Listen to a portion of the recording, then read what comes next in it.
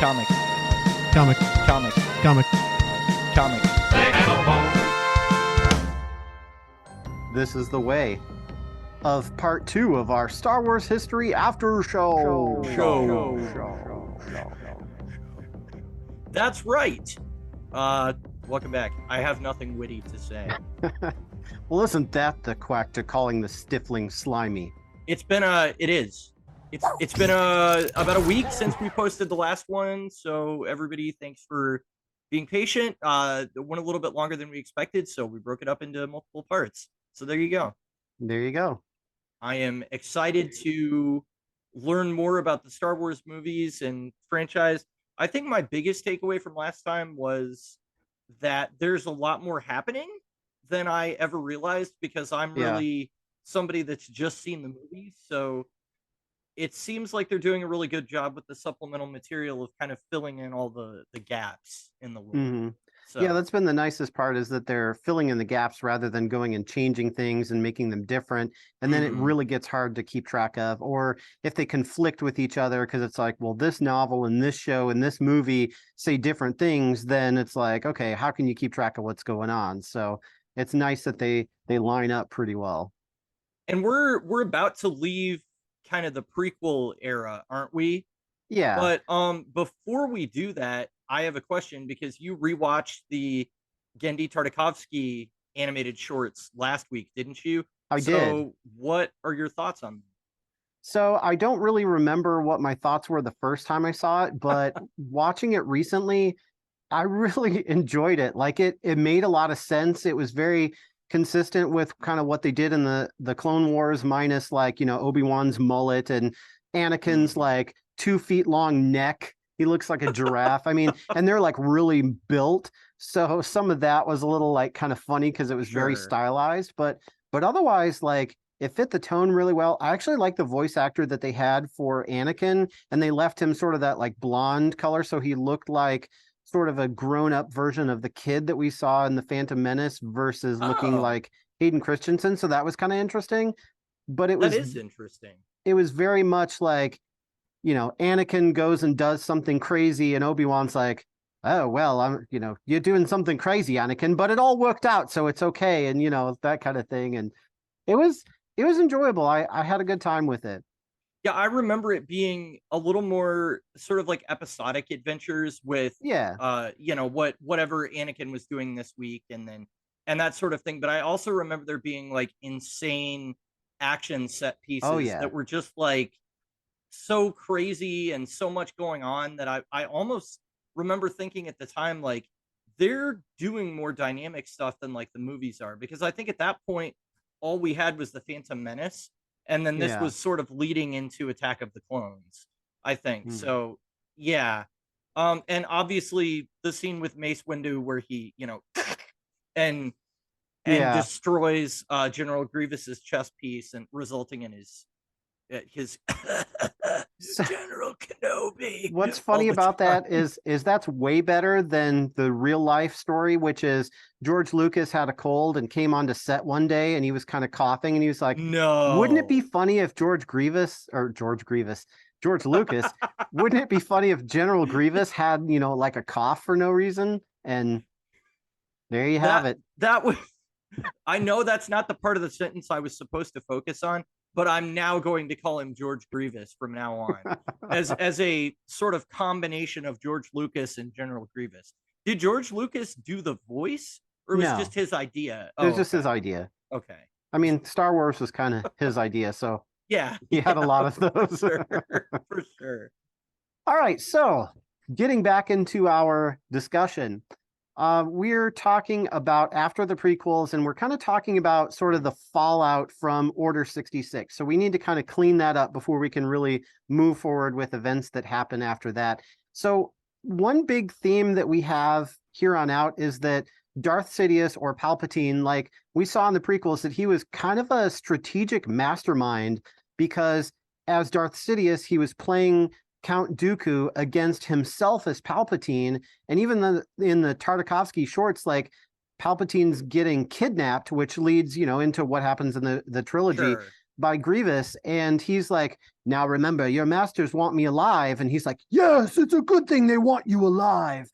So he's playing the role, like this dual role, and he's manipulating really everything at a galactic level. So he's really this like criminal mastermind. I mean, take over the world. He takes over the galaxy. So his whole thing does not end with, obviously it doesn't end with the prequels, it doesn't end with Order 66, and it doesn't even end with the original trilogy.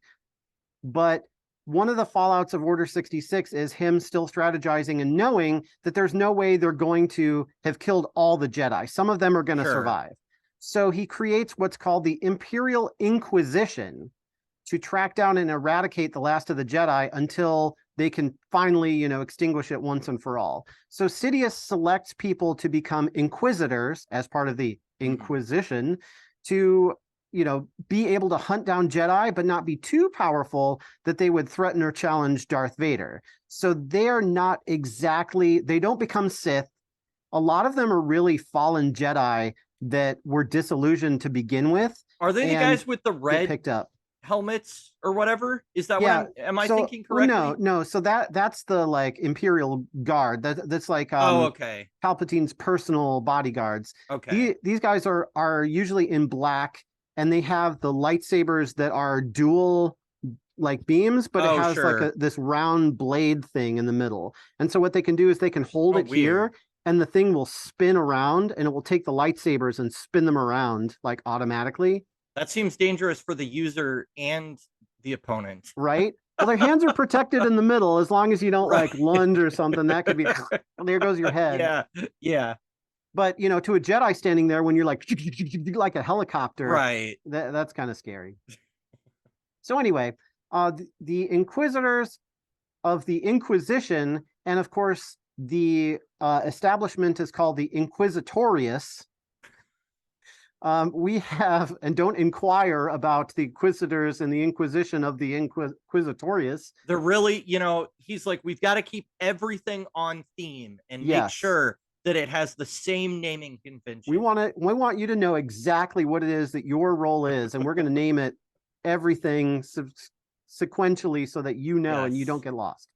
Anyway, so these Inquisitors, they don't get to have like names or code names or anything. They sort of strip them of their identities and call them like seventh sister, fifth brother, things like that, so that they have generic names. That's kind of like a perversion of, the Jedi Order that, has individuality and names and that sort of thing. So, simultaneously with this, Ahsoka Tano, we don't exactly see this on screen. I think this is part of a novel, but essentially she fights one of the Inquisitors called the Sixth Brother. And while she's fighting this guy and running from him and doing all this stuff, she's having a final confrontation with her, and she can like hear his kyber crystals like singing to her. So, when a Jedi creates a lightsaber, they have to find a kyber crystal that speaks to them personally, that resonates in the Force with them, and they have a connection to it. It's not just like, hey, look, a lightsaber, wee! But they actually, they're supposed to have this like meaning from it. So if you remember from the last episode, Ahsoka escaped Order 66. She left her lightsabers behind as evidence that she was dead, and Darth Vader found them, and he's like, my old Padawan is gone. Oh, well, that's one less Jedi I have to kill, basically. So anyway, she has no lightsabers, but she feels this guy's lightsabers like, hey, there's a connection here. So she actually uses the Force to rip the kyber crystals out of his lightsabers, which explode and kills him instantly. Wow. And then she takes these crystals and she purifies them of the red, because you have to like, kill somebody and stain the crystals with blood to get them to turn red as a Sith, according to the comics. And she purifies them and cleanses the dark side energy in these crystals and takes them as her own for her new lightsabers, and the color is white. So that's cool. She is not a part of the Jedi Order. She is obviously not a Sith. She's not on the dark side. She's kind of like, not necessarily neutral, but she doesn't fit into, the main group. She's like Green Party, except it's white. Well, I was saying it sort of mirrors, and I mean, this is obviously very different, but the way they use the electromagnetic emotional spectrum in Green Lantern comics to like show a character change, where Yeah. it's like, well, now all of a sudden Guy has accessed his anger, so he's turned red, or there's a part where Kyle becomes the White Lantern and he's like Mm-hmm. wielding the power of life basically instead of willpower. And so that's really neat how it sort of mirrors her journey, and it's like, but you're also unique. You're like the only one in the universe like this, or with a Yeah. lightsaber like this, I guess. So that's pretty cool.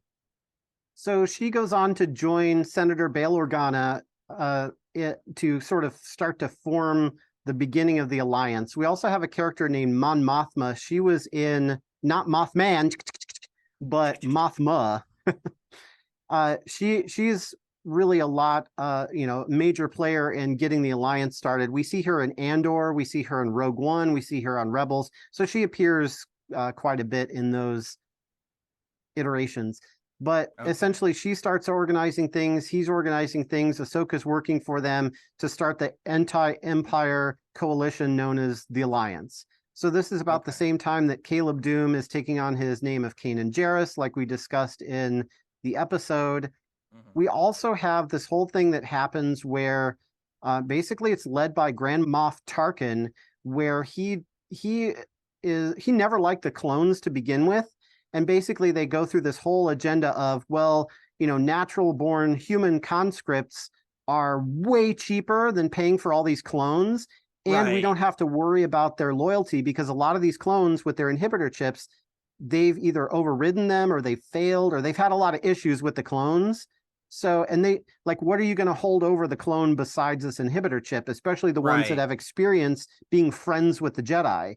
Whereas the human conscripts coming in, you can brainwash them, and it's, that's almost easier than dealing with a clone. Tarkin is the guy that Darth Vader chokes, right? Am I wrong? No. Or no, he's the crush the rebellion with one swift stroke. We will then crush the rebellion with one swift stroke. Yeah. Yeah. Okay. So it's fun because that actor, obviously when the original movies came out, he was, advanced in age then, but all this modern stuff that they're doing, I mean, they used CG and a voice actor and things to recreate him in Rogue One. And they also used, I mean, just a voice actor because it was animation. They used him a lot in the Clone Wars. Okay. It's kind of neat. I have seen Rogue One, and I do remember thinking that like the CG on that was incredible. Yeah, that was some really good CG that they used. I rewatched it like a couple weeks ago. It does look a little like you can tell that it's a little unnatural, but it's not terrible like we've seen and discussed many, many times. So essentially what they do is they bring a fleet. The Empire brings a fleet and they wipe out the base on Kamino. They kill all those people and they wipe out the cloning factory and they're done with all that cloning stuff. No more cars. Nope, done with that. So done with El Camino. Yeah. Okay. So then, a couple little things that I want to just touch on because they're cliffhangers at the end of seasons that we don't know the resolution to yet. Oh, okay. So one of the things is the Bad Batch or Clone Force 99, which we talked about last time.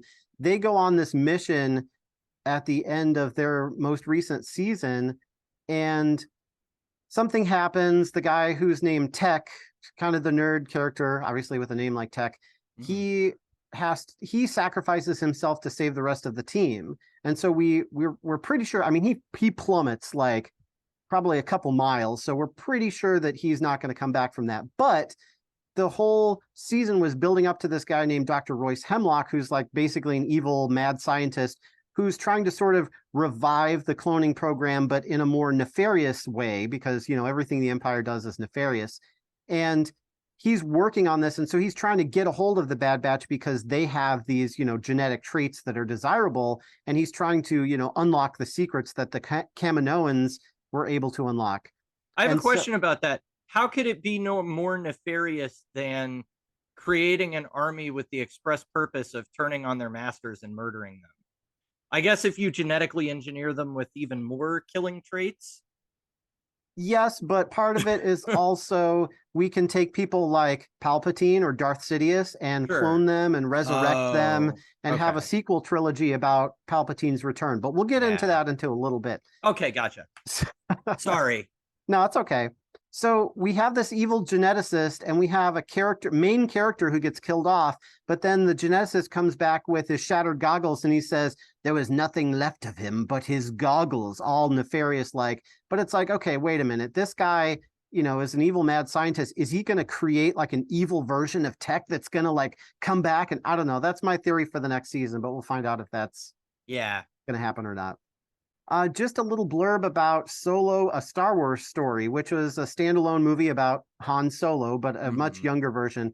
So essentially, he escapes Corellia, which is his home planet, and he leaves his girlfriend Kira behind. So it's Kira, Qi''ra, and he joins the Galactic Empire. So he actually becomes a stormtrooper for a short amount of time, which was kind of weird. Wow. But that's what happened in that movie. So Kira was actually the original name for the character Rey during the development of the Star Wars The Force Awakens. So instead of Rey, they were going to call her Kira, but Kira, and they decided with Rey instead. Okay. So just a little bit of trivia there, I guess. Yeah, I did not see that one, but I don't think it was particularly well received. Was it, what were your thoughts on Solo? It was okay. It really just didn't do anything that was that exciting for me. So like so basically we see Han Solo meet Chewbacca, which, I mean, we've seen them together a lot, so we didn't need to necessarily see them meeting, but whatever. We get to see what it means to run the Kessel Run in less than 12 parsecs, because parsecs is a measurement of distance, not time. So how can you run something? So the idea is it's an escape route through this really dense nebula. And so he made it out the shortest distance. Oh, I see. Because there's so much interference and there's so many things that can blow up your ship that people take the circuitous path to get out of there safely. Well, he had to get out quick or they were all going to die anyway. So he made it in less than 12 parsecs. So that's, they created a reason. And again, it's one of those things that's like in the movie, they used a measurement of distance instead of time, but it's like, that's a nitpick. Who really cares? I don't need you to make a whole movie to explain that, but maybe they did that just for fun. I just remember seeing like footage of Donald Glover as Lando Calrissian. He was awesome. He looked amazing. Yeah. He played that character like that was the best part of the whole movie. He was amazing. He was like an amazing Lando, like that should have been his movie. Forget about Han Solo. Yeah, that was kind of what I gathered just from seeing the trailers. Like every time they showed him, I was like, he really looks the part. Like that looks like incredible casting. Of course, we recently saw him in Spider-Verse. Yeah, because he showed up as the Prowler. Yeah, which is that from? I know this is a tangent, but I was meaning to ask you about it anyway. Was he set up to be the Prowler in the Holland movies, or was that in the Amazing Spider-Man movies years ago? Yes, I forget which Holland movie it is, but one of them, they're in like an underground or a like a parking garage, and he's by his car, and I forget why, but Spider-Man's interrogating him about something. That's right. And he goes, "Oh yeah, I have a nephew who lives in the city and something." And so that was, it was more like an Easter egg appearance. But, that started a lot of rumors of like, hey, are we going to see Miles Morales, along with Tom Holland? It was so cool to see him with the gauntlet and everything, even though it was for like 2 seconds in the Spider-Verse movie. Yeah. Sorry, that was a tangent, but I know you know Spider-Man. So I was like, you're the person I have to ask about this. Yeah. All right. So the end of the movie was really interesting. So we have this guy named Dryden Voss, who is played by the guy who plays Vision in the Avengers. Oh, okay. And Paul Bettany? Yeah, Paul Bettany. And he plays a lot of other very interesting characters that are a lot less straight-laced than the Vision, but we're not going to get into that. But he plays this crime lord, and Kira is like sort of his like secondhand kind of person who he mostly trusts, but essentially she kills him and replaces him as the figurehead of the Crimson Dawn, which is the crime organization that they were in charge of. And so she leaves Han Solo behind because they had this like love thing going on, but essentially she says, no, I still need to go my own direction. And then all of a sudden she has a conversation over a hologram with former Sith Lord Maul. So Maul shows up, voiced by Sam Witwer, on this hologram in this movie, and he's actually the true leader of the Crimson Dawn. And he's like, hey, come on over to Dathomir and let's get nefarious. And come to me on Dathomir, and you and I will then decide what to do about the traitor Beckett and his accomplices. Kira, you and I will be working much more closely from now on. I don't know how she factors in, but apparently she's like huge in the novels, which I haven't read any of them in, but she's a huge character. So that was kind of like the big takeaway for me at the end of the movie, besides, Lando Calrissian needing his own movie, was, appearance by Maul again in an actual movie, like not an animation, but a movie. That was something. I wonder why. So Ray Park in his live action portrayal never spoke, correct? But Darth, he spoke like once. Oh, did he speak like once? Tatooine is sparsely populated. If the trace was correct, I will find them quickly, Master. Move against the Jedi first. You will then have no difficulty in taking the Queen to Naboo to sign the treaty. At last we will reveal ourselves to the Jedi. At last we will have revenge. I still think he's one of the coolest designs. Oh yeah. And seeing Dathomir and seeing the other Knight brothers and Savage and like all those guys who are like, it's a race of people who look like Maul. Like that was pretty awesome. Like it was neat to explore that facet of the universe, because Maul, for some reason, was just like always interesting, even if he didn't talk. Like, it's like, what a cool character. I agree. It's kind of like when you look at Jar Jar Binks and you're like, I hate that character. It's just something about it instantly when you see him. Yes, it causes a reaction. Nothing against the actor, just the CG character. Right. We kind of talked about that last episode. Yeah, for sure. So that brings us up to about 9 years before the Battle of Yavin, or before A New Hope, where we get into the Obi-Wan Kenobi show, which is just called Kenobi. But after, 20 years, Ewan McGregor comes back as Obi-Wan Kenobi in this short little TV series. And so what happens is the Inquisitors are looking for Kenobi because they know he's alive. And obviously Vader wants him because he wants to pay him back for, severing all his limbs and the high ground and all of that stuff. So he uses the Inquisitors to hunt for them, and they kidnap Leia because she is the daughter of a senator. He has no idea that, she's actually his daughter, and doesn't find out, until I think the last of the original movies. He's like, there is a sister. Okay. So he doesn't find out for a long time, but they kidnap her as sort of a political move. And then we have a third sister named Reva. So she has a name, but she's the third sister. She attempts to draw Kenobi out, but she also has this hidden agenda because she was one of the younglings who was at the temple when Anakin came in and was supposed to slaughter all the younglings. Apparently some of them escaped, and she was one of them. So she wants to betray Vader. So she kind of levels with Kenobi, and she's like, I'm doing this because I need your help to take him down. Wait, so go back to Reva. Who is Reva? Is actually Leia's sister? No. She's the third sister. She's an Inquisitor. Okay. Gotcha. Yeah, sorry. I missed the capitalization there and heard the third sister and the third sibling. And I was like, wait, she's related to Luke and Leia? What's going on? How did I not know this? Okay, I'm with you now. Okay. Keep going. Okay. So the Inquisitor known as the third sister, Reva, is drawing out Kenobi. She levels with him. She wants to help him to help her take out Vader because she was a youngling at the temple, and Anakin left her for dead, but she survived. So Vader, unfortunately for her, sees through her plan and is like, did you think I would not remember? And impales her again, but this time with her own lightsaber, and leaves her for dead again. So it's like really bad for her. There's several awesome scenes in this series, but just that's kind of like the general overall plot is we're kind of doing all of this stuff to have a reason to get Kenobi and Vader back together so that they can have this epic lightsaber duel on a barren moon, so that way, we can destroy stuff and we can like make craters and have rocks move with the Force and all of this stuff for this climactic event. There's also another part where they're trying to escape and the ship takes off and Vader walks up and he just holds out his hand like this, and there's a spaceship taking off that just, and it stops and it starts. Wow. And he actually, boom, brings it back to the ground and rips the door off.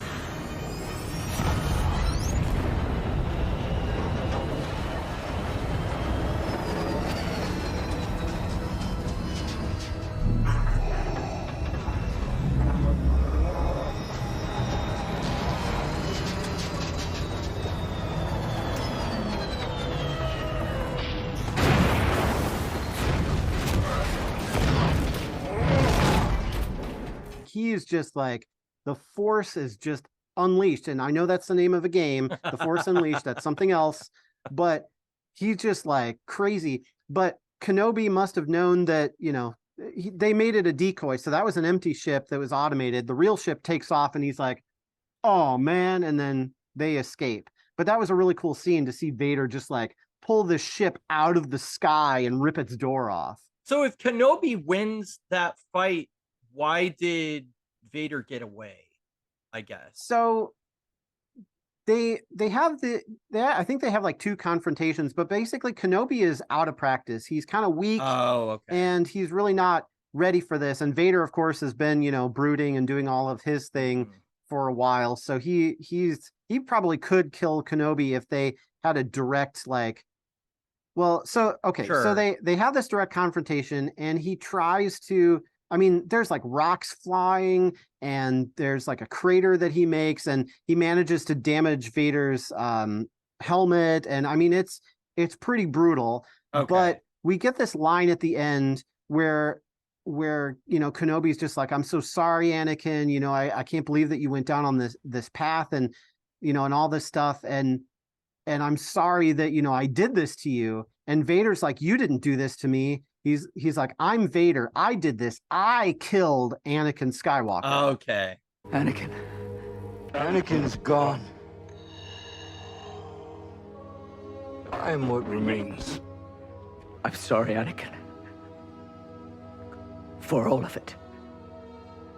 I am not your failure, Obi-Wan. You didn't kill Anakin Skywalker. I did. Then my friend is truly dead. Goodbye, Darth. So that kind of like seals the deal for Kenobi that, okay, my old friend is gone. This Vader creature is something completely different. Like my old friend, there's no way I'm going to find him again. So that kind of leads into the original movies where it's like, oh, a young Sith Lord named Darth Vader killed your father, just keeping that separate. So it's really neat how all of these shows that come, years and years after enhance the narrative that we got for better or worse. Like, some of the things that they said and did, maybe not the best, but it's canon once it's said. So we're trying to make the best of it. We also have a show called Andor, which is not the home planet of the Andorians from Star Trek, but it is the name of a character named Cassian Andor. So this is a really neat show. And I think we talked about this a little bit before. It's a good way to kind of get into Star Wars, because basically this is like the cusp of the Alliance and the rebellion. You have this political stuff happening where Mon Mothma is trying to fund this guy named Luthen, who is trying to recruit people to, start getting this rebellion moving, because they're operating in these like little rebel cells, but they need to come together and, amass a fleet if they're going to take down the Empire. So there's a lot of sort of like political machinations and things like that on this show, right? I've actually heard, and again, I haven't seen it, but I've heard some people compare it to Deep Space Nine in a way that there's a lot of like political backhand deals happening and things like that. And it's almost like what a lot of people were afraid Deep Space Nine was going to be, which was just people standing around on a station talking about politics. But from what I've heard is like the younger Star Wars audience is kind of like out with this one, and the older people are like, wow, Andor is the best show, because it's actually not like talking down to us, and it's kind of assuming that you know what's going on and things like that. So from that point of view, it definitely interests me. I think it sounds like it's complicated and layered and all of those things. So. I don't think there's any lightsabers in it at all, and there's some action, there's some fighting, because they basically infiltrate this planet to steal credits from the Empire, and they're trying to just have these little small victories and steal money because they need money to fund the rebellion and that sort of thing. But Andor gets captured and he gets sent to an Imperial prison complex, and we spend quite a bit of time there seeing how they treat the prisoners and how they keep them subdued and how they keep hope away from them. And it really, like, it almost turns into a different show once we get to the prison complex. It's like this prison break show that's like, I don't know, just it's really fascinating and really neat. And like Andor is kind of like giving the hope back to people. It's like, hey, we don't need to stay here, and you guys think that you serve your sentence and you get out. Well, you're not getting out. We're all getting killed here. Right. So he has to convince Kino Loy, who is played by Andy Serkis, who is not a CGI character, but he is actually in the flesh, Andy Serkis, who delivers an amazing performance. My name is Kino Loy. We are, at this moment, in control of the facility. Is that the best you got?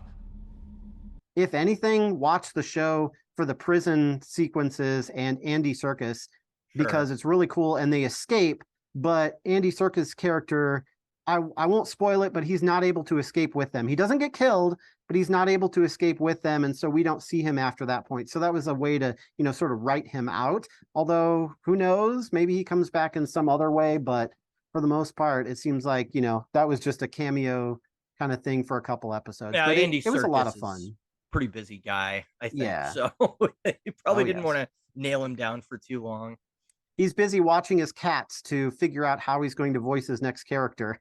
Maybe. Apparently so. Waiting for him to cough up another hairball. Yep. Wouldn't it be cool if the cat was like, oh, Gollum, Gollum, Gollum. Only your brain works that way, Andy. Apparently so. All right, so let's talk about Star Wars Rebels. So this was kind of the biggest tie-in to everything that we saw with Caleb Doom, aka Kanan Jarrus. So we get Kanan Jarrus. He was a Padawan, but he grew up on his own, so he never officially became a Jedi Knight, because there is no Jedi Order, so there's nobody to do that. So they basically find a temple, and there's all this stuff that happens, and the Force ghost of Yoda comes back, and he goes through this trial, and essentially once he passes the trial, he then gets dubbed a Jedi Knight from these Force ghosts in a Jedi temple. So it's a little weird, but it was pretty neat. And it was also awesome because in this show, we got a couple voice actors to come back. So we got Matt Lanter, who voices Anakin in the Clone Wars. We had James Earl Jones voicing Vader again. We had Jason Isaacs, who voiced the Grand Inquisitor in Rebels. And we had Frank Oz as Yoda. So it was really a cool episode for Kanan to become a Jedi Knight, and also to get all these voice actors back together too. Yeah, for sure. Especially James Earl Jones and Frank Oz. I mean, those guys. Yeah. Wow. I'm surprised how much James Earl Jones came back to voice Vader, like in so many appearances and animation and more movies. I mean, I think now he's like signed a deal to say, you own the rights to this voice, and if you want to use AI or whatever to redo it, that's on you, but I'm through with it. Well, I keep being surprised when I find out that he's not dead. And I don't mean that as like a dig at him or anything. Make sure you let us know on Twitter what you think of Mike's. I just keep thinking like, oh, he's been around. He's been doing stuff since. So if he did the voice of Vader in like the 70s and 80s, right? And then he was Mufasa in The Lion King in the 90s. And he had this whole period where he was like really, really active. And for some reason, me hearing that voice as a kid thought, well, he's old already. And so now here we are in 2023, and I'm like, wait, James Earl Jones is still alive? Like, I had no idea. So sorry, I'm not trying to cause any controversy. Wow. Just wow. I just had no clue. Anyway, so we have Darth Maul does a lot of shenanigan worthy stuff, and I'm not going to get into too much of that because it's really centric to Rebels. But the thing I do want to mention is at the end of the Darth Maul story, like, I mean, we saw him in the prequels, we've seen him in animation, we've seen him in the solo Star Wars movie, and finally we're going to get rid of Maul once and for all. Okay. So he has one final duel with Obi-Wan Kenobi, so he gets to settle his score. So we have an older Obi-Wan Kenobi in this episode who resembles more of Alec Guinness than he does of Ewan McGregor. Sure. So this is really interesting because basically Maul confronts him on Tatooine. So, we're again coming full circle. Mm-hmm. Kenobi does his, typical ready stance where he holds his lightsaber back and he has his hand like forward, and they fight for a little bit. And then Kenobi stops and he switches to a stance that resembles what Qui-Gon Jinn used in the prequels. That's so cool. Maul is like, okay, you're using your old master stance. Well, let me show you the move that killed your master. So Maul goes in and Obi-Wan's like, boom, boom, impales him. So they don't explain this to you whatsoever. You just see fighting. Then you see this, and then you see boom, boom. And you're like, oh, Darth Maul's dead. And then they have this little quiet moment. But I had to research it because I was like, he switched stances, but I didn't know what exactly that meant. Yeah. Until I looked it up and I was like, oh, it's Qui-Gon. So he that's tricked awesome. him. So that was a really neat way for Darth Maul to go out. Mm-hmm.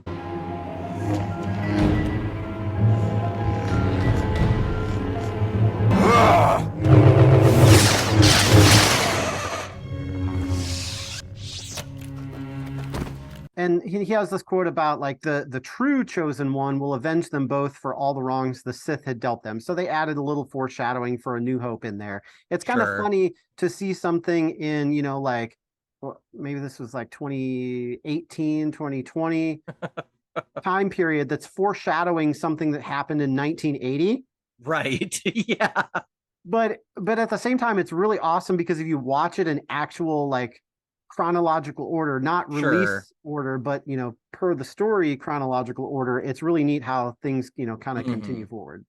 So back to the Darksaber, which we talked about last time. It's changing hands, and essentially while Maul is off doing his thing, he left the Darksaber on Dathomir for story reasons.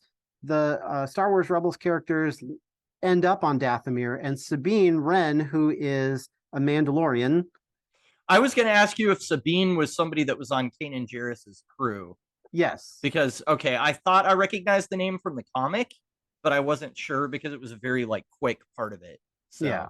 Sabine takes the Darksaber because she recognizes that it's something important from, Mandalorian history. So she takes it, and then she meets up with Lady Bo-Katan Kryze later because she has this whole episode where she has to go back to Mandalore because fighting is breaking out between all the factions and that sort of thing. And so everybody, whenever they see Bo-Katan, they basically recognize her as she's a leader. There's something about her that just makes you want to follow her, to help her. And so the Empire, Order 66 has happened. They want to punish the Mandalorians because they will not submit and they're too dangerous to be left out. So they launch a whole bunch of ships and basically bombard Mandalore and try to destroy the entire people as a warning to the whole galaxy. Sure. So Bo-Katan meets with Moff Gideon, who we see in The Mandalorian and later, and she surrenders the Darksaber to him in return for the Empire stopping the Purge of Mandalore. Well, of course, the Empire is not trustworthy. They break the promise and they continue killing Mandalorians. So the planet is uninhabitable and it's dangerous to be there. This is where we get into a lot of stuff that happens there, kind of crosses over with what they're doing in The Mandalorian, which takes place a lot later. But basically, we find out that she took the Darksaber from Sabine and used it to claim rulership of Mandalore and try to unite everyone. But wow, the rule about the Darksaber is you have to win it in combat or it doesn't count, and which is a very Mandalorian thing. Sure. So followers of so there's this religious zealot organization called Children of the Watch, which is where Din Djarin in The Mandalorian is from. And so the Children of the Watch are the religious zealots who they never take off their helmets. Like, never. You are not, like, part of their creed is that you're not allowed for anyone to see your face. Sure. So obviously this presented a problem for Pedro Pascal because, A, he's a handsome dude, and B, he was voice acting this character that he was playing, but you wouldn't know it was him unless you looked at the credits. Right. And C, I think there was some kind of thing about like he could only win certain awards because technically he was a voice actor, even though he was actually in the outfit. Oh, so they actually created a reason for him to be able to take off his helmet and show his face a couple times. And then what happens is, as a consequence, is he's a Mandalorian no more. He gets kicked out. But the only way to get back into the organization is to bathe in the living waters of Mandalore. So the problem with this is the Empire is like, so going back to the past now, and bathing in the living waters of Mandalore is a really tricky task. So he spends a couple episodes there trying to get there so that he can get redeemed and he can be back on the team of the Children of the Watch. Oh, I see. Because he had taken off his helmet. So it's kind of neat because like we had the actor be able to show his face, and now we have a reason to get him back into the group. Well, I think as a performer too. I mean, Pedro Pascal's career really took off because of The Mandalorian. I mean, I would say it was because of that he probably got Maxwell Lord in Wonder Woman 84. It was also because of that he probably got the starring role in The Last of Us TV show that's been on HBO Max. And I mean, he's everywhere right now, but I feel like The Mandalorian was like the beginning of that. And if you never saw his face, who's to say if his career would have taken off the same way? I mean, I saw something online the other day that he's been acting at least since the 90s. He was in an episode of Buffy, opposite Sarah Michelle Gellar, and stuff like that. So yeah, it's really good for him personally that they let him do that, for sure. Yeah. So we'll get into more Mandalorian stuff later. That's kind of like, where we are chronologically. I kind of, ruined some of it, by talking about it later. But the point in history that we are is where the Darksaber surrendered to Moff Gideon, who we'll talk about later. And Mandalore has pretty much been decimated to where it's uninhabitable, and the Mandalorians kind of have to flee. Sure. But it's important to note that only the Children of the Watch are the ones that have the helmet rule. If you're not a member of the Children of the Watch, you're allowed to take your helmet off because they don't care about that. It's kind of like a sect or a group of extremists who believe in the old ways and they don't, want to have their helmets taken off. Sure. So that's why for part 1 and this part 2, I'm not taking my helmet off because I'm making that statement of you're not allowed to. However, since we don't have Mandalore for me to bathe in, I'm going to take my helmet off anyway because it's really hot. I was going to say, is it sweaty in there? Like, what's it? Just a little bit. What's it feel like? Yeah, I imagine. I was hoping that you do not cover your face. You are not Mandalorian. I am Bo-Katan of Clan Kryze. I was born on Mandalore and fought in the Purge. I am the last of my line, and you are a child of the Watch. Children of the Watch are a cult of religious zealots that broke away from Mandalorian society. Their goal was to reestablish the ancient way. All right, so continuing on with Rogue One and A New Hope. So this takes us up to 0 BBY, or Before the Battle of Yavin, because we're about to talk about I've seen now. The Battle of Yavin. Yeah. So basically, in Rogue One, Cassian Andor and Jyn Erso steal the plans to the Death Star at the Battle of Scarif, which is a very short summation of that movie. It's a really awesome movie, but that's kind of the point of it, is that they steal these plans and they transfer them to the Rebellion. They transfer them to Leia, and then she transfers them to the Alliance, and that's how, they get those plans in A New Hope. So that was a really neat movie to get that point across. And it has a really awesome scene with Darth Vader killing all the rebels. And Donnie Yen is amazing in that movie too. I'm one with the Force, and the Force is with me. Yeah, there's a lot of cool stuff in that movie. But in A New Hope, basically, Leia gets captured. They rescue her. Alderaan has a forecast of, 1,000,000 degrees Fahrenheit because I don't know what that is in Celsius, but basically, the Death Star fries the planet, so it is no more. Obi-Wan Kenobi gets killed by Darth Vader. Luke Skywalker successfully destroys the Death Star during the Battle of Yavin. So now we are going to talk about ABY, which is after the Battle of Yavin. The future. So one really important thing that happens at Zero ABY is that the Alliance celebrates with a royal award ceremony where Han and Luke get medals for blowing up the Death Star, but Chewie doesn't get a medal. So George Lucas explained over the years that Wookiees don't put too much stock in awards or accolades, and that's why he didn't get one. In Chewie's mind, he didn't help save the day because he would get anything out of it, but because it was the right thing to do. Wow. It could probably also have to do with the actor was like 7 feet tall, so it probably would have been really hard for her to get that on his head with the way that they were filming. But at a very funny time, Chewbacca actually showed up at the 1997 MTV Movie Awards, where Carrie Fisher was able to provide him with his medal after he received a Lifetime Achievement Award at the ceremony. So wow. Chewbacca received a Lifetime Achievement Award? Received a medal, yep. He was actually Chewbacca, like he was in the whole outfit and everything. Wow. You can find this on YouTube. But don't watch that. Watch our show. No, don't. Yeah, watch that after this. Make a list of things to watch. Exactly. After this. Yeah. So at 3 ABY, The Empire Strikes Back, and we also have a Darth Vader comic that takes place then, which I've mentioned a couple times that, seemed really cool for the first couple issues. I haven't read the whole run, but it seemed like it was neat, so I need to go read it. So the Rebel Alliance base is on Hoth. It's invaded. It's destroyed by the Empire. The rebels evacuate.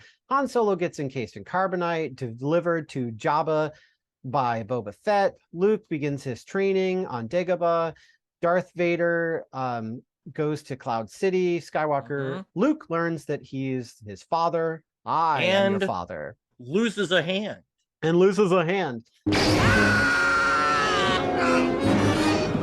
So then in the comics, they add some additional things where Darth Vader visits the tomb of Padme Amidala. She apparently has a tomb, and hears the last words that she spoke in his head, believing that there was still good in Anakin. So she was telling Obi-Wan that there's still good in him, and he kind of hears that echo, I guess, through the Force. So that's kind of like a, foreshadowing of Luke kind of bringing him back to the light, but it's in the comics.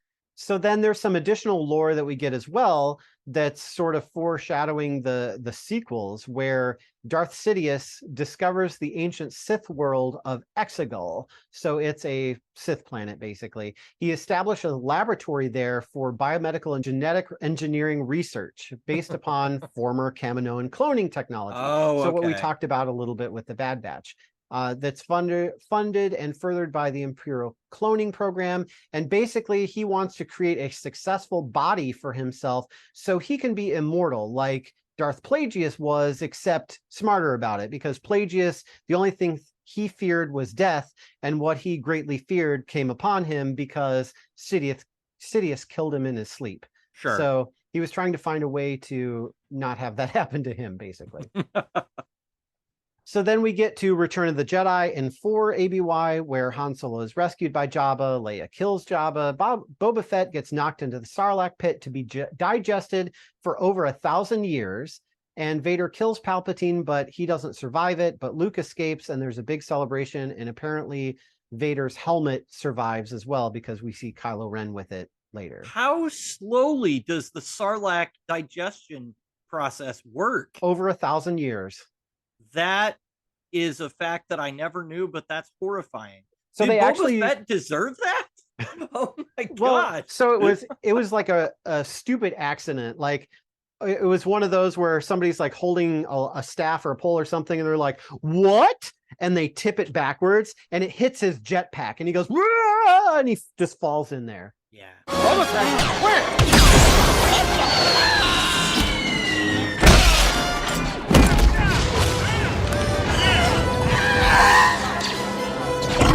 It was really dumb. Yeah. But he survived, so it's okay. But we'll talk about that in a second. He survived. Dude, Do you want to live through that? I don't know. I mean, he manages to grab a flamethrower and burn his way out and climb to the surface.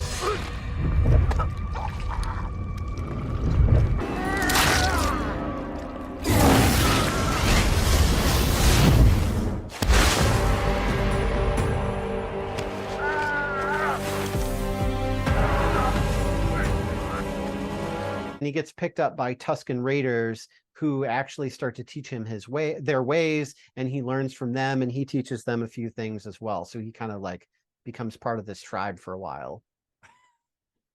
I'm just thinking about being boiled in the acid of a giant thing for 1,000 years, and that doesn't seem like something I would want to come back from. But no, you know. Anyway, go ahead. So also, Darth Sidious, while he is falling, because Vader picks him up and tosses him over the, railing. We have all of these platforms with railings and infinite pits that just lead to nowhere in these, vast vessels in space. But basically, Sidious is falling and reflects that he had prepared himself for this scenario, unlike Plagius, where his apprentice betrays him. So Plagius didn't prepare for it. His apprentice killed him. Sidious is like, someday my apprentice may kill me, so I'm going to have a backup plan. So he called on all the power of the dark side to leave his body and thrust his consciousness into a clone body in the laboratory he established on the secret Sith world of Exegol. But the research wasn't yet completed. The body was too weak to hold his force power, so he was in a weakened state for a long time. So that's why we don't hear from him until the sequels. But he does survive. I was going to say, is that set up for the sequels then? Yeah. Yep. Okay. I have a quick question dealing with Vader. I think that the prequels and everything that's been done up to this point do a really good job, ultimately, of showing him turn into this merciless killer that has no remorse and, is like the worst foe that any of them have ever fought. And I feel like that weakens his redemption arc at the end, and I don't know if I feel like that's necessary. I think it's almost fine for Luke to just kill him at the end of Return of the Jedi after all the like horrible stuff that he's done, like killing children and killing all the Tusken Raiders out in the middle of the desert and all that stuff. I feel like the prequels make him more despicable. Not only just not just the prequels, but afterwards too, because he's going along with, all of this killing, and he's like got this vendetta against Kenobi, and he just does all of these awful things. And then in the end, because he meets his adult son and can't turn him to the dark side, that's what helps him realize that he made a mistake. And that it kind of makes you think that really Anakin's whole thing was just being under Palpatine's thumb, because originally it was because he was the only way to save Padme, and so he couldn't let him get killed. And then after that, it was like, well, I've done something by killing Mace Windu and sending him out the window. I made that joke last time, but it's fine. He's done something to damage his character that there's no going back from it in his mind. So now he swears allegiance to Palpatine and goes, okay, I'm yours. Do with me what you will. What is thy bidding, my master? Yeah. But then after, his master is killing his son, you see this, like, he's looking back and forth between them. And he's just like, okay, this is my master and I will do his bidding, but this is my son and he doesn't deserve this, and he wouldn't turn to the dark side. I turn to the dark side. The dark side is powerful. You do not know the power of the dark side. Yeah. But it doesn't have power because Luke resists it. And so Sidious is like, well, if you're not going to resist it, die. So he makes the choice to say, you know what? You can resist the dark side. You can resist Palpatine. Fine. Here, fatty, go over the edge. And he dumps him over the side. So I don't know. I think maybe we'll get some more, if we haven't already in like novels or whatever, maybe get some more to kind of explain that and flesh it out a little bit, because I think the it's there. We just need to see it explained maybe more specifically. I think that it rings true if you really go to that length of explaining the character motivations like that. But I also... You don't get that in the film. I also wonder if building up all of this extra lore hasn't made it harder for us to buy that turn at the end of Return of the Jedi. Because in the original, we've only known him as Vader. We find out his name used to be Anakin, and then we turn him back to the light side. So it's, you know, I mean, he force chokes a guy and kills him at the beginning of the movie. But, you know, we see him do some despicable things. I mean, they blow up Alderaan. So, I mean, they destroyed a whole planet. Yeah, but we don't see him like it. There's a difference between like pushing a button and walking up to children and murdering them in person. Like that's pretty cool. We see him do a lot more nefarious now with the expanded universe. Yes. It sort of occurred to me as I was going through that. I was like, I don't know if I don't know if I buy that as much now, knowing what I know. Anyway, let's go into, are we up to the Mandalorian now? We'll get there in a little bit. First, we need to talk about in 5 ABY, the New Republic. So once the Empire is defeated, well, basically the Emperor is overthrown and his right-hand generals are overthrown, but the Empire still like sort of exists, but the Alliance kind of comes in and they're like, we're going to rebuild the Galactic Republic, reorganize into a restored government. We're going to call ourselves the New Republic because, you know, the old Republic became the Empire. So we're the New Republic. And so they broadcast the defeat of the Empire across the galaxy, and they urge star systems to join them in overthrowing the remnants of the Empire. So the Empire doesn't get completely wiped out. They still limp on. Oh, okay. So we have the New Republic who is overthrowing the remnants of the Empire.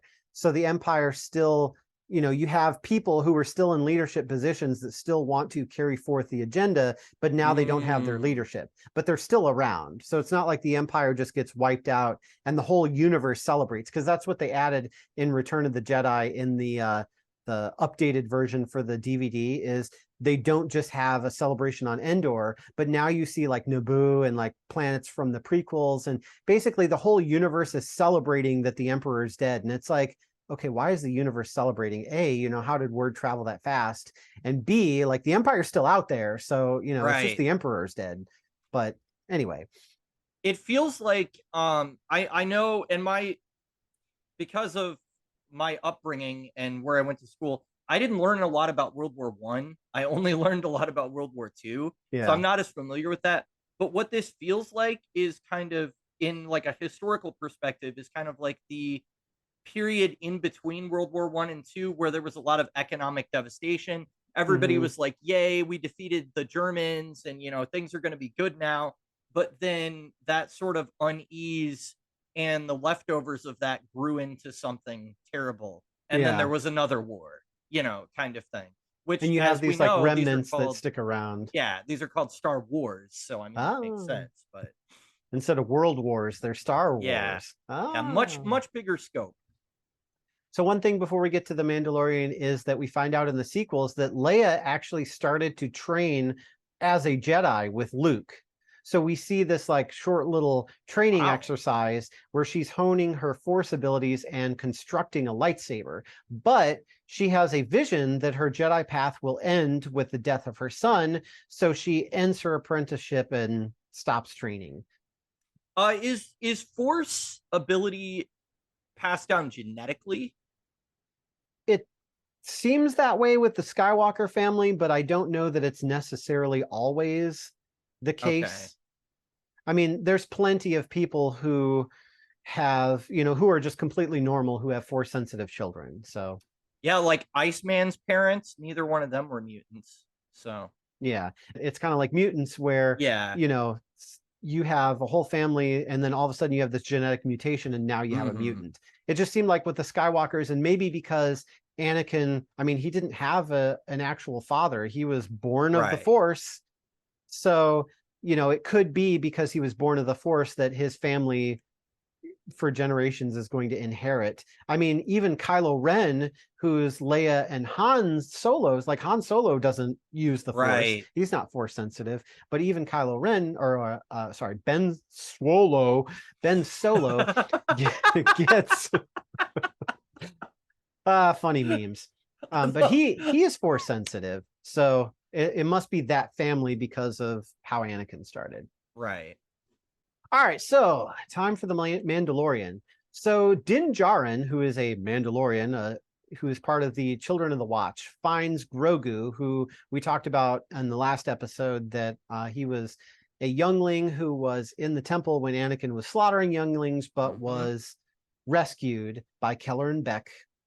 And he is basically being hunted by the Empire. They want to use him for these genetic experiments because he is of the same race as Yoda and Yaddle, and his name doesn't start with Y. It's not Yogu, it's just Which Grogu. makes him even more fascinating. Exactly.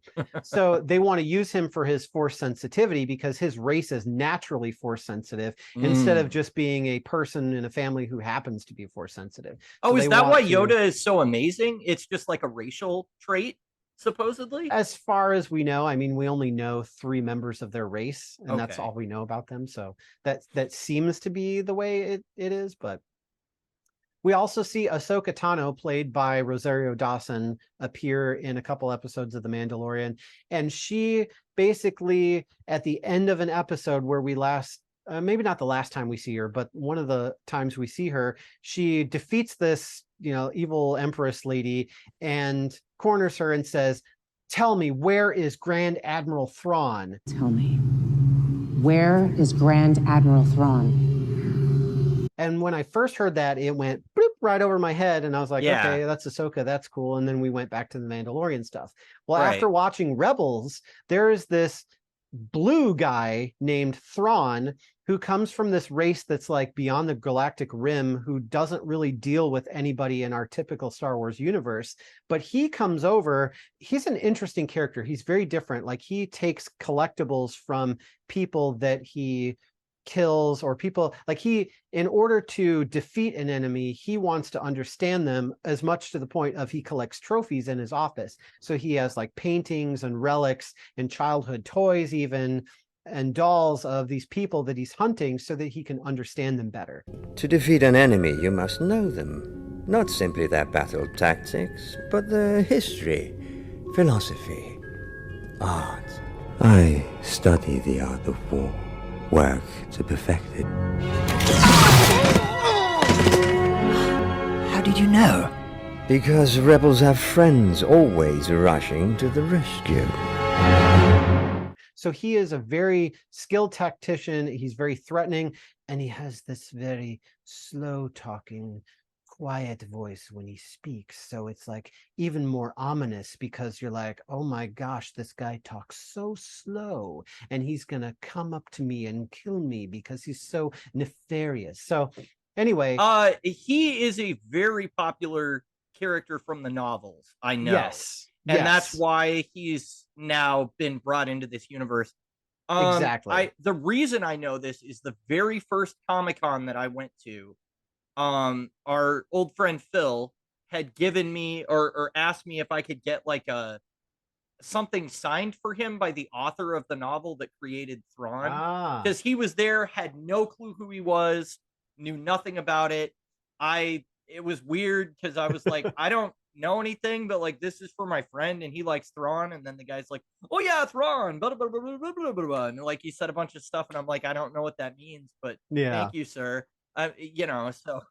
So after watching Rebels and seeing Thrawn and how he's trying to destroy the beginning of the Alliance, and then at the end, Kanan's Padawan, whose name is Ezra, kind of takes Thrawn and they disappear into, like, they go to hyperspace, but they go to hyperspace with these like creatures that they are just genetically able to travel in hyperspace. So we don't know if they disappeared or if they're dead or what's going on with them.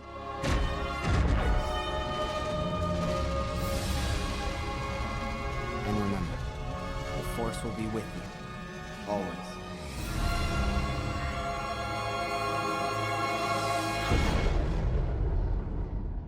And so that's where Rebels ends. And that's kind of where Ahsoka picks up, is in the trailer, we see the animated events from Rebels in live action. Oh, that's so cool.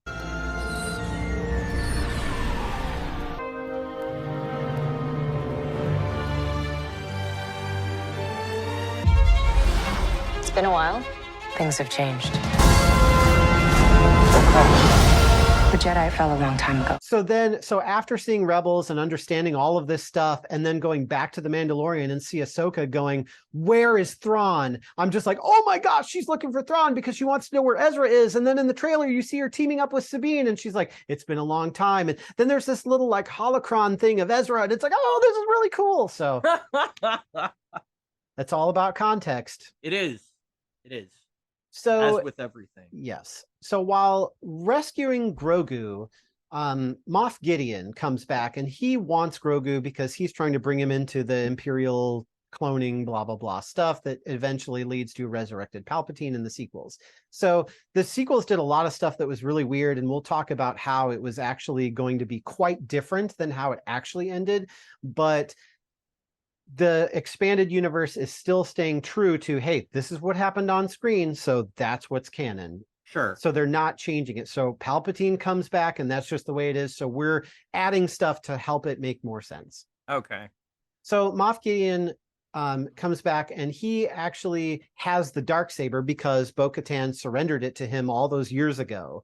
So Din Djarin is rescuing Grogu and fights Moff Gideon, who has the Darksaber. And so Din Djarin, as part of that Ahsoka episode, gets this. So the metal. Sorry, one thing before I get there. The metal that the Mandalorian armor is made out of is called Beskar steel. It's like the equivalent of adamantium or vibranium. Okay. And so he gets this spear, this really thin spear that's 100% pure Beskar, and it actually can withstand blows from a lightsaber. Wow. Which is pretty amazing, and something that George Lucas probably is not happy about, but it's canon now, so deal with it. So he uses this to win the Darksaber from Moff Gideon. So he wins it, so he is the rightful owner. So later he meets up with Bo-Katan Kryze and says, oh, well, if you need this to unite the people, that's good. Here, I'll give it to you. Well, you can't do that. You can't give it to me as a gift. I have to win it in battle, and I'm not about to fight you because we're on the same side. So they don't do that. At the same time, we have Luke Skywalker building his Jedi temple and starting his thing there. And one of his first students is Grogu. So Din Djarin, the reason he meets up with Ahsoka is to say, this Grogu guy, it has these force powers, and he needs to go be with the Jedi and learn how to use his powers. So the last time we see Ahsoka is her saying, well, this will be a great school and Grogu will be its first student. And so we see a de-aged Mark Hamill, which is like one of the best de-agings that's out there right now in The Mandalorian. But Grogu can't get over his attachment of, being close to Din Djarin because he's seen him without his helmet on, I guess. And so Luke basically gives him a choice. He gives him this cute little Grogu Mando suit that gets made for him, or it's like chainmail Beskar armor. It's really cute, a little Grogu armor. He sets it here, and then he sets a lightsaber here, and he's like, you get to pick one or the other. And I'm like, only a Sith deals in absolutes, but whatever. But you may choose only one. If you choose the armor, you'll return to your friend, the Mandalorian. However, you will be giving into attachment to those that you love, and forsaking the way of the Jedi. But if you choose the lightsaber, you will be the first student in my academy, and I will train you to be a great Jedi. So Grogu is like, nope, I'm taking the Mando armor, and he leaves, and he does not become a Jedi, and he goes with Din, and he's like, nah, I want to hang out with this Mando guy. So he's a tiny Mandalorian. Yes.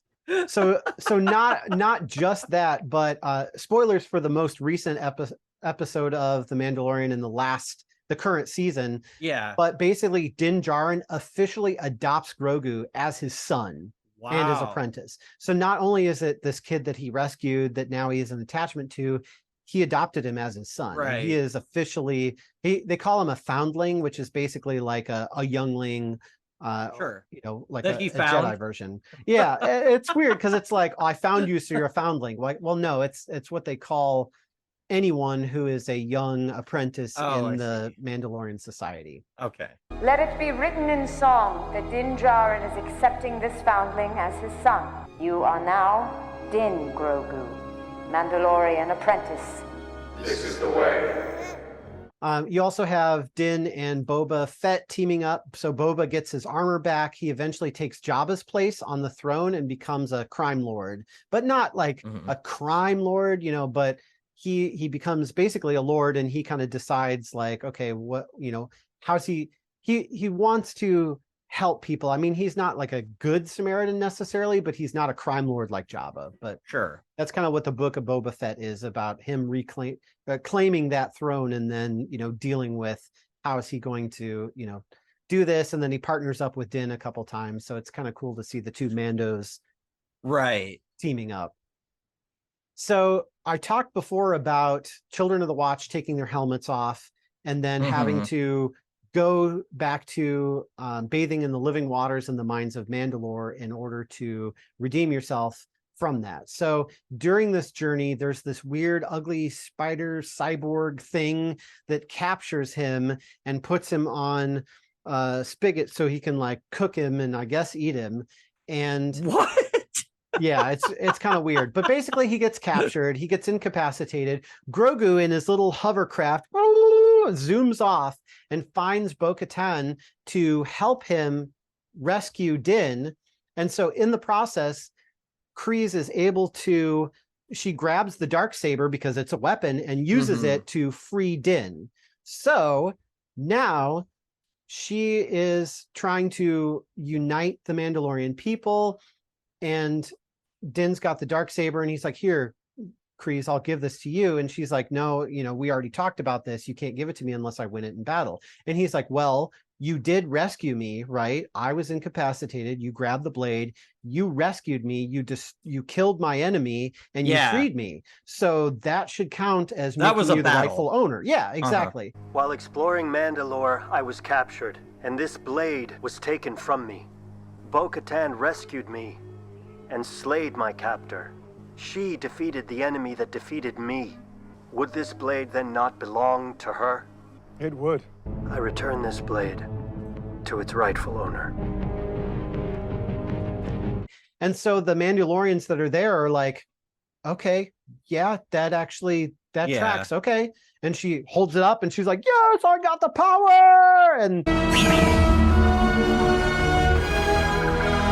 so now she is starting to unite these assembled Mandalorians. They go back to Mandalore to reclaim it, but Moff Gideon shows up. He's got this exosuit. He's got clones of himself. He's got these dark troopers that have Mandalorian stormtrooper armor, and there's this huge battle that's just like amazing. And the Darksaber gets damaged and probably destroyed. Grogu gets to be inside of a robot like what's his name, Krang from the Ninja Turtles, the little brain that's in the, so he's in this little robot thing, and he's like punching, and it has two buttons, one that goes yes and one that goes no. And so he's like, Grogu, stay behind, don't follow me. And he goes, no. No.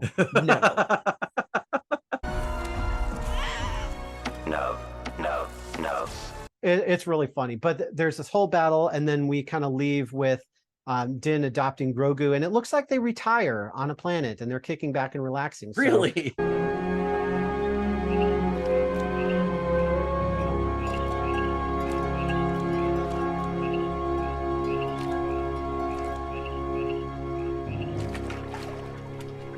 We'll see what happens in the next season, but that's where we ended The Mandalorian currently. Oh, wow.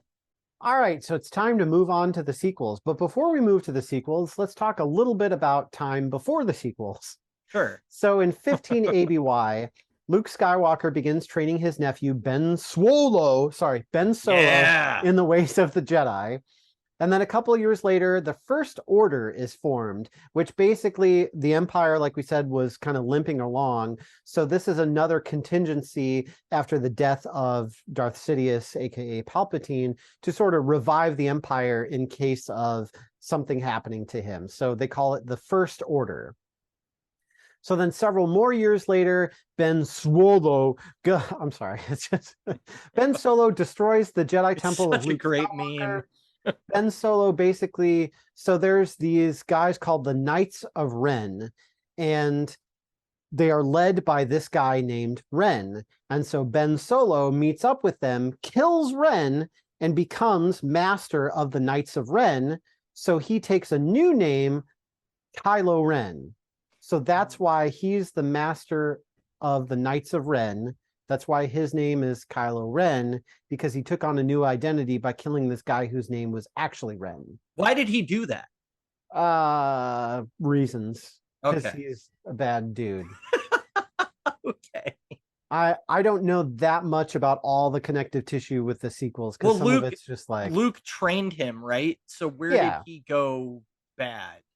I guess. So they show it in the movie from two perspectives, which is kind of interesting. But basically what happens is I think Luke has a vision of basically Ben going to the dark side and doing all these nefarious, despicable things. Okay. And so he is like, I need to stop this because, you know, again, the whole question of if you saw baby Hitler and you knew it was Hitler as a baby, what would you do? So Luke ignites his lightsaber and he's like, should I do this? And so he goes, no, I can't do this. And right as he is about to click off his lightsaber because he's like, I can't go through with this, Ben wakes up and looks over and sees his master holding a lightsaber over him. And so he pulls out his lightsaber, they duel, and then Ben pulls down the roof and over Luke and escapes. So, according, you know, and it's one of those stories like, according to Ben, you know, he was sleeping and his master was like, hey, I'm going to kill you, kid. And that's why he went bad. So it's a little shaky, but that's basically Luke saw through the force of all this stuff, bad stuff that Ben was going to do.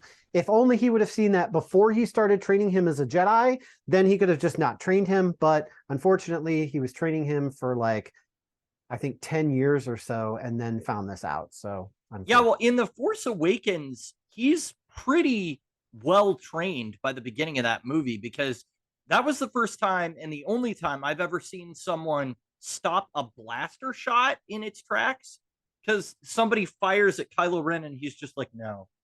And he like puts his arm up and he just like freezes the blast. Yeah, he freezes it, but then he has a conversation. He walks around, and then as he's leaving, it resumes. Yeah. So he's not sitting here doing this. Hey, how's it going? Yeah. The whole time he's just like, stop. Yeah, and then he's incredibly powerful for some reason. With the Force. Yeah, they show that, but then it doesn't seem like his Force power is that substantial when it comes to other things in the movie anyway. So it's not like he can, like Darth Vader, you know, I said before, stopped an entire ship, pulled it down out of the sky and ripped the door off. Like, you'd think after something like that like there's no end to his Force power. But with Kylo Ren, it seemed like that was about the height of it that we get to see. Gotcha. Well, especially because we see people who are not really trained in lightsaber combat, although they're trained in combat. So, you know, whether you're using a sword or a lightsaber, I guess it's pretty similar. And you can pick up a lightsaber, and if you know how to fight, you know how to fight, even somebody who's trained with a lightsaber. But I'd actually, so there's this guy on Instagram who's an actual sword master, and he was talking about how you would not wield a lightsaber like a conventional sword, because it's basically a hilt, and then the sword part of it probably doesn't weigh anything. Yeah, it because has it's no a beam weight. of light. Right. So instead of taking something that's like, so this is a solid object, and so I can feel the weight of it because it's got weight over here and here and here. But if I take, this is obviously a prop, but if I just take the hilt of this, toy lightsaber, and I'm fighting with this, that feels way different. Like, it's very light. Yeah. Like, I could take this thing and just like, no problem. Whereas an actual heavy sword, I could not do that. So you would fight with it a lot differently than you would an actual sword. Plus, you can turn it on and off. So if we're dueling and I go like this, I can turn my lightsaber off and then go, and stab you. Oh, that's a very good point. I don't think we've ever seen that done, have we? We see Rey. So she's being cornered by one of the I forget what they're called, the Secret Service, basically, the guys that are all red. Yeah, they protect the president. I think she's got her lightsaber here, and there's somebody who's choking her, but she can't get to them. So she turns her lightsaber off and like drops it to the other hand or something, turns it back on, and then stabs him. Oh, wow. So she did use a move kind of like that, but we never see where they actually like clash and then turn it off and then... But that would be dangerous, though, because if they're exerting pressure... Well, if it's like this, and then you turn it off, then, come at then you. they're just gonna, impale you. So, or got to be careful with that. So anybody like actually fighting with real lightsabers, be very careful. Yeah, just, be mindful. You'll poke an eye out, kid. You'll shoot your eye out, kid.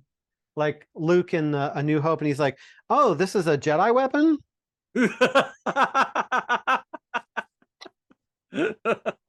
Yes.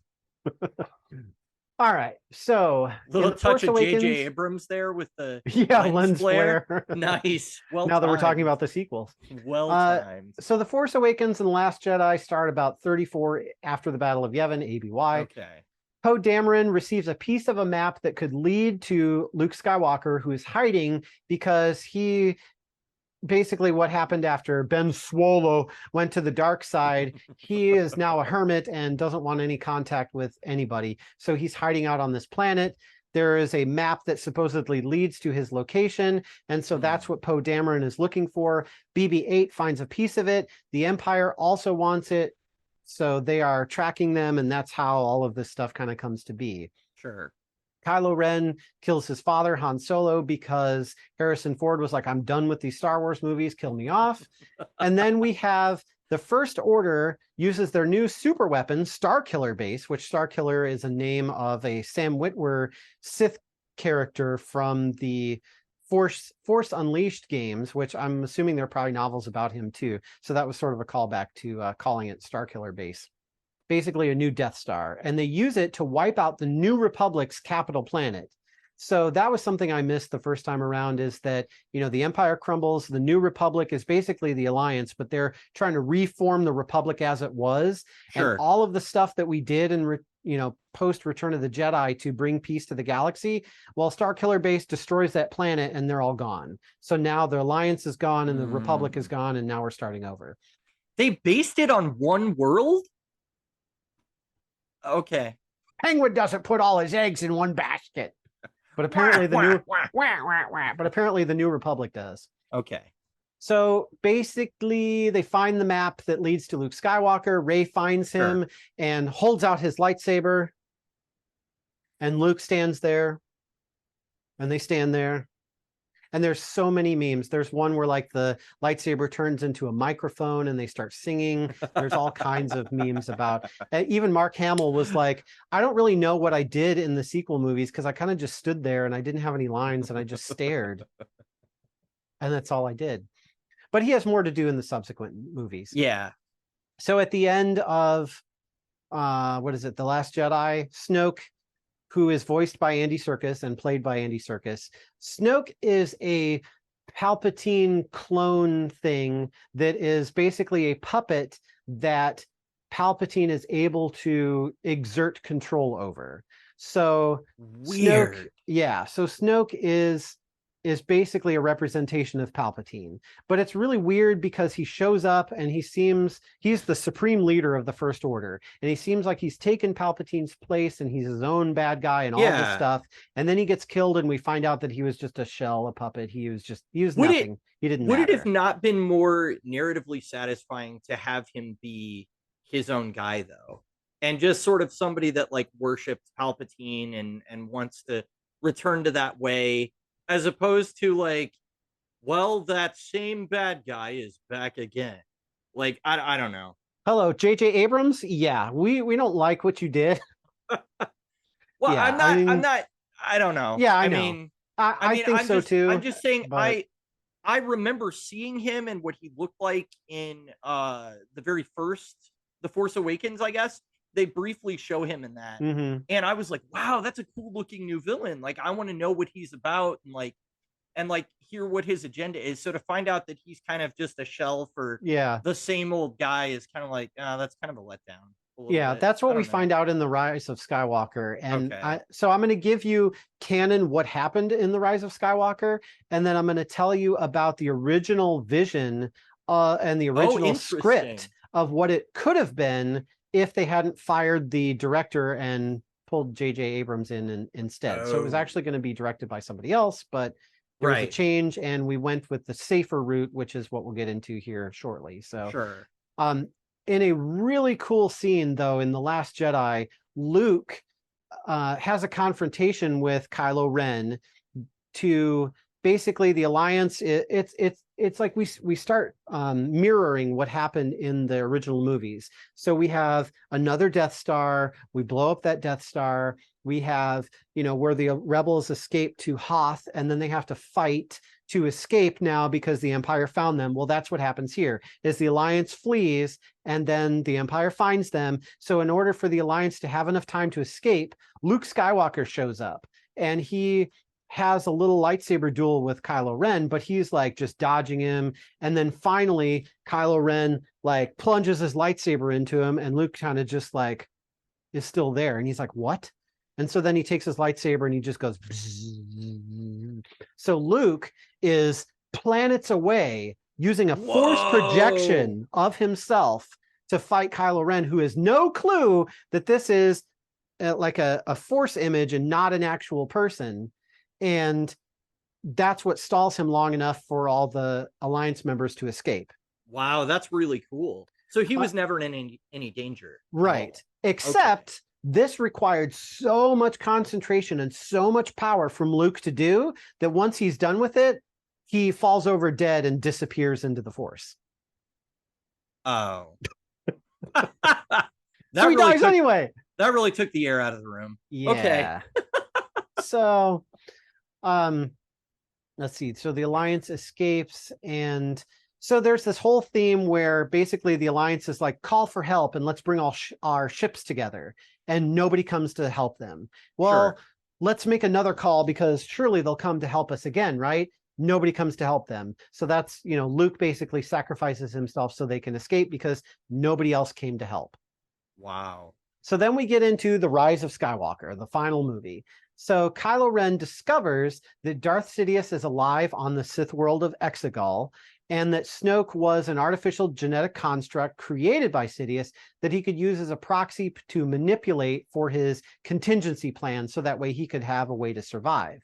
So Darth Plagueis had discovered a form of immortality through transference, which is a force power that allows the user to transfer his consciousness into another body, essentially using bodies as vessels. Sure. So you get kind of like the weird science of you're taking the mystical force and you're combining it with mad science, and you're, it's kind of like science and magic, or like a Dr. Doom character, where it's like you're mixing these things together, and now you're even more of an evil dark character because I don't think Dr. Doom influenced Star Wars at all.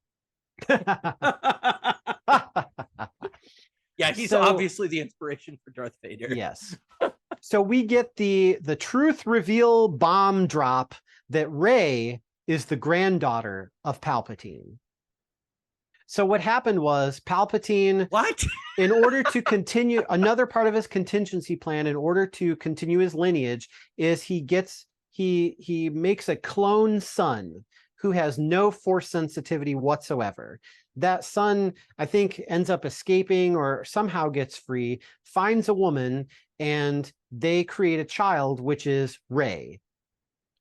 So then the parents realize that Palpatine is alive and wants that child who is force sensitive, so they dump her on the planet and they disappear, and Kylo Ren catches up with them and kills them. So that's why she was abandoned and had no idea who her parents were, because she was a Palpatine, and they, again, were mirroring what happened in now the prequels, where we didn't want Luke and Leia to fall into Vader's hands. Now we don't want Rey to fall into Palpatine's hands.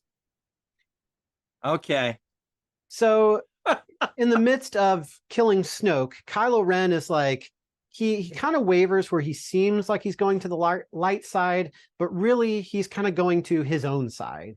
So he more is just looking out for himself, but he has this connection with Rey, so he wants to rule the galaxy with her, but she's on the light side, so she doesn't want any of that. Right. So he basically assumes the role of supreme leader, and now he's a Dark Lord of the Sith because, you know, he's like the only one.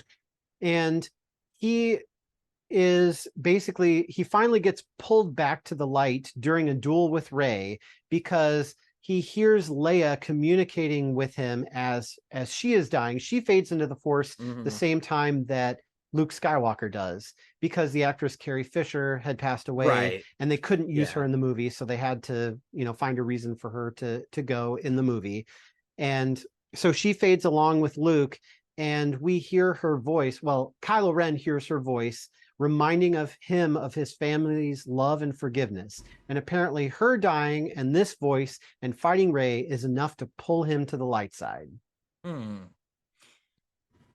So then that's almost more than we get for Darth Vader. Yeah, true. So yeah, I don't know. So then we have Rey Palpatine and Ben Solo are revealed as what I mentioned at the beginning of the previous episode about being a dyad in the Force. Sure. So this is a phenomenon where two Force-sensitive beings have like this Force bond that's unbreakable that makes them essentially one in the Force. So that's kind of why they were meeting up and communicating through space, even though, you know, and seeing each other, not necessarily their surroundings, but being able to, like, they could actually pass physical objects back and forth, which was really weird. It wasn't just seeing each other, but there was that like physicality to it too. Interesting. So this power of a dyad is as strong as life itself, with the individuals forming the dyad showing a connection that spans across time and space.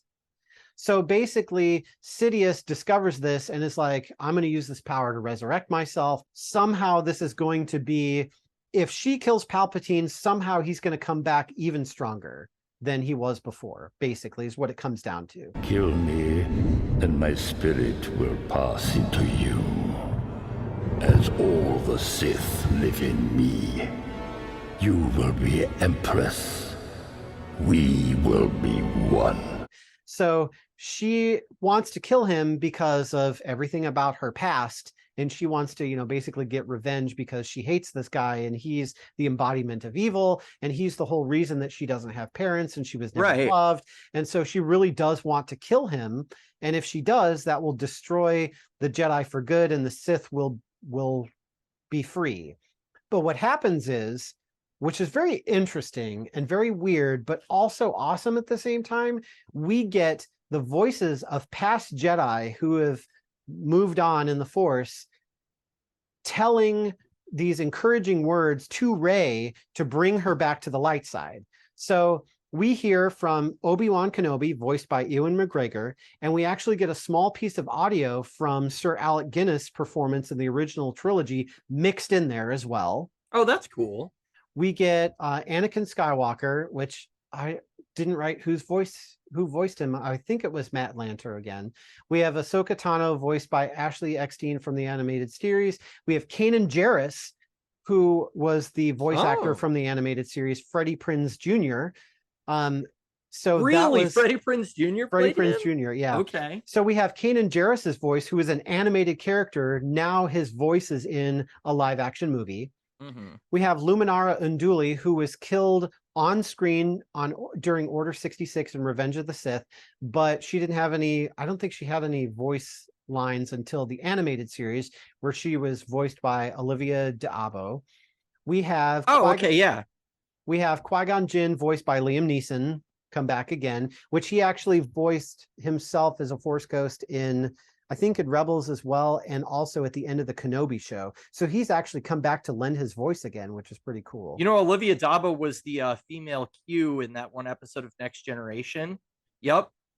And she's also what the game Dabo is named after.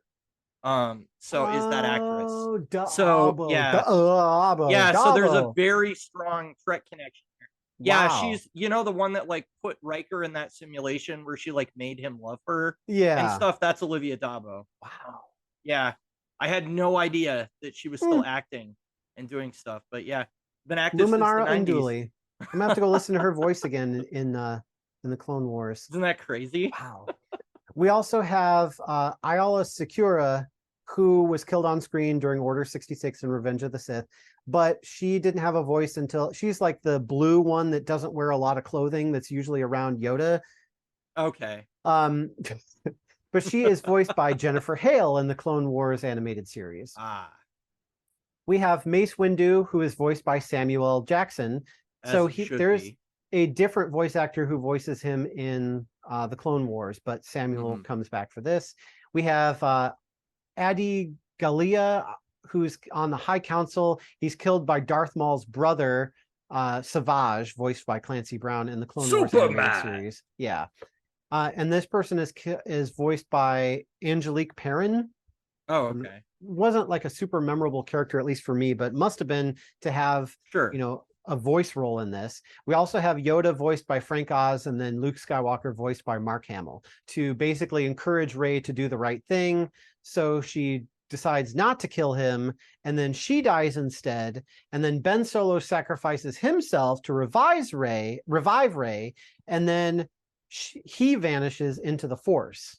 So Sidious gets killed anyway, and Ben Solo sacrifices himself. He's gone, and Rey is the sole survivor of this whole encounter.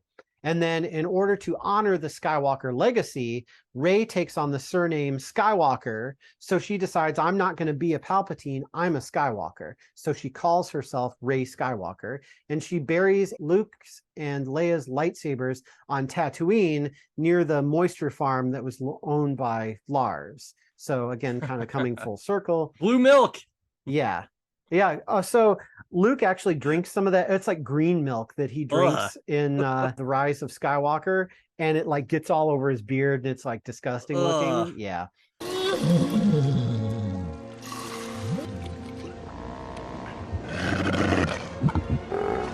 The last thing we have is that Chewie is given a medal. The medal that Han Solo was given is now given to Chewie. So we have another time, but now it's canon that Chewie gets a medal. So. Well, that's nice.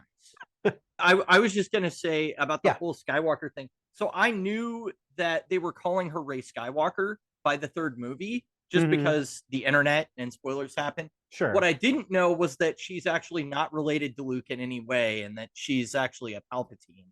Yeah. That is a weird twist that I feel like was done just to throw the audience off. I don't know. It's kind of... Yeah, it's like we wanted her to be a Skywalker, but it didn't make sense. So we made her a Palpatine, and so that way she could reject that name and take on the name of Skywalker instead. Yeah. Kind of weird.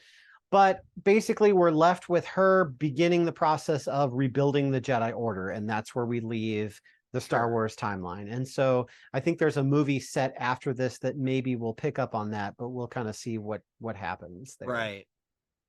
So originally what was going to happen in the original script was that this actually wasn't going to be called The Rise of Skywalker at all. It was going to be called Duel of the Fates, which, if you recall, is the name of the awesome battle music from The Phantom Menace. I'm going to fix that for you. The most awesome piece of music from The Phantom Menace. Yes.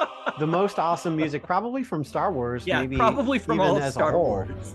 Yeah, it's a great piece. So it's cool because it's a callback to that great piece of music, but it's also a duel of Kylo Ren and Rey kind of coming to culmination. Sure. So in this version, Kylo Ren goes full supervillain. He is the main villain. We really don't hear about Palpatine at all. Palpatine's gone. He's like, we see a video of him and that's kind of it. So Kylo Ren goes to this planet and basically learns from these people how to remove the living force from different beings. So he can actually drain the life out of people, turning him into like a vampiristic creature. That sounds terrifying. Yes, that sounds even more Sidious than actual Sidious. It does. That's insidious. Ha ha! So then there's a lot more discussion in this script on the difference between the dark side and the light side of the Force, which kind of follows through on the philosophical underpinnings of the Force that we've sort of touched on here and there. Right. And so one of Kylo Ren's jobs before the Force Awakens was to go around wiping out Force-sensitive children at Snoke's behest. So he tracks down Rey years earlier, and while she manages to escape, her parents aren't so lucky, and he kills them. Sure. So that kind of gives them reason to fight, is Rey's like, you killed my parents, you dirty rat! Ooh! And in the final moments of the film's climax, Kylo Ren would tell Rey that her full name is Rey Solana, which means that she was a nobody, but she became a somebody by her own means without being related to any of the core Star Wars bloodlines. So she exhibits this really strong connection to the Force. I mean, just like really quickly and very strong too, where as Luke's like, I'm going to try to lift this ship. It's impossible. Like he's all whiny. Like she picks up on the Force quick and is able to move things a lot quicker than anybody has before. So this version sees her being kind of more of, that's just who she is, versus, well, she's the granddaughter of Palpatine. So the reason I'm facepalming while you're saying this is because that is so much better. And that's so much more empowering of a story. And if you're, especially if you're trying to kind of ride current trends and go with the way movies are going and sort of, having more strong female characters, isn't it even better to have her be someone that just rose to the occasion and became powerful through her own grit and determination than somebody that just got it genetically because she was the daughter of, somebody that was Force sensitive. So that's way better. That's like so much better. Well, and like having Palpatine come back again. Movie. And I know, right? It feels like they were building to her and Kylo being opposites and fighting already. Yeah. So I really wonder how far along in like the 3-film writing process that this sort of pivot was decided upon. I think it was pretty far. Yeah, because it seems like up through the second movie, even they were still kind of leading to that point. Yeah. And then the third movie is just like, forget about that. It's all about Palpatine, and we're going to bring Kylo back to the light side, and all is going to be well. But we don't really get, I mean, we do get them fighting, but it's really not like a climactic battle. It's more about Palpatine in the end. So in the original script, the final battle between Rey and Kylo Ren would take place on Mortis, which is the planet where the ones were from, the father, the daughter, the son. Oh, okay, so that would have been really cool to see that planet. And also that's sort of like a neutral planet because both the light and the dark exist there. So that would be a good place to have the light and dark, kind of fight it out at the end. Yeah. But what happens is Rey actually has this whole speech where she's embracing the dark and the light, and they have a climactic battle, and she's basically like, she's not going to pick a side. She's just, I'm just Rey, and maybe I'll use stuff from the dark and maybe I'll use stuff from the light, but I'm not going to let that define me. I'm not going to be evil because I use dark or something like that. But then she proceeds to sever Ren's fingers, cut up his face, and destroy his saber. So maybe she is kind of dark. I don't know, but it's kind of weird. Like she's just like, maybe an anti-hero or something in this version. But I don't know that Star Wars allows for. Well, and that's probably why they didn't go this direction. But there's more. So Kylo Ren takes this opportunity, because he's this vampire creature now, to basically drain Rey of all of her life energy so that he can come back. But then he stops short because he hears Leia call out to him and urge him to come home. So instead, he decides to give her life force back, and then he gets extinguished instead. So it's like, that sort of parallels what actually happened, because Kylo, saves Rey in the end anyway. So that's kind of what happens in the original script anyway. But also, Leia had a lot bigger role in this movie. So it's another reason why they couldn't use the script, is because, the actress obviously wouldn't be able to portray that role in this version. So, well, I will say that from what you've said, that original script sounds much better, except for like the resolution after the climax part. So the resolution is that Rey dies anyway, and she goes into this white space somewhere between the astral plane. and she meets Yoda, Obi-Wan, and Luke, and they explain to her that she's in a place of complete knowledge and that she succeeded where they failed because she found a balance between the dark side and the light side. So then she's given a final choice. She can stay with them in the Force and live in harmony with the galaxy, or she can return to the land of the living, which is a place full of both suffering and immense love. So she chooses to keep living, and the Force ghosts fade out, and Obi-Wan says, "You are a Jedi, Rey Solana, but you will not be the last." And then that's where the original script kind of ends. Huh. There's also a sequence where R2-D2 basically replays 60 years of the rebellion struggle from his perspective, where Luke buys them, Obi-Wan gives Luke his grandfather's lightsaber, Han and Leia on Endor, etc., etc. So there would be like a recap of all of the movies, probably at the end, instead of having, you know, all of the previous Jedi voice acting. That's probably how they would bring it to a close, is to kind of give you a recap, I guess. I don't know. So maybe not a perfect script, but definitely some stuff that would have been a lot better than what we got, I think. Well, it feels like it was really good, and then it just needed like a third act rewrite, basically. Yeah. You know, like take another pass at like the last third of that movie, but I think you've got it otherwise. I don't know that we needed Kylo coming back as like zombie Kylo or whatever, and that whole weird thing that they did. I don't know, but that's a shame. I mean, in the age of like director's cuts and seeing alternate versions of films and all that kind of stuff, I think it's a shame that that version of the film won't ever be realized, because I guess they fired the original director. Is that what happened? Yeah. So is there any explanation for like why that happened? Or not that I know of. It just that he was removed, but I don't know. If you know on Twitter, please let us know. But as far as I know, he was just removed. Probably creative differences, because that's the industry standard reason for people leaving or getting removed. Yeah, well, it strikes as one of those. I mean, so I used to really like J.J. Abrams. Like Mission Impossible 3, I thought was great. The first of the Star Trek reboot movies, I was a fan of. And even after I saw The Force Awakens, I was like, this isn't so bad. Lens flares! Once we started getting into Star Trek Into Darkness, you know, the later Star Wars movies, and some of the other stuff that I've seen him involved in, I think Super 8, which is basically just a remake of any Alien Steven Spielberg movie ever made. Or, I mean, kind of like a love letter to that, but also kind of just a remake of that same idea. I think he is a very safe filmmaker, and so I think maybe it makes sense that Disney went with him. But at least from my point of view, I'd rather see something new than something I've already seen before. That's my big complaint about Star Trek Into Darkness, is like everything is executed well, but I've already seen this story. So I don't need to see it again with like more action.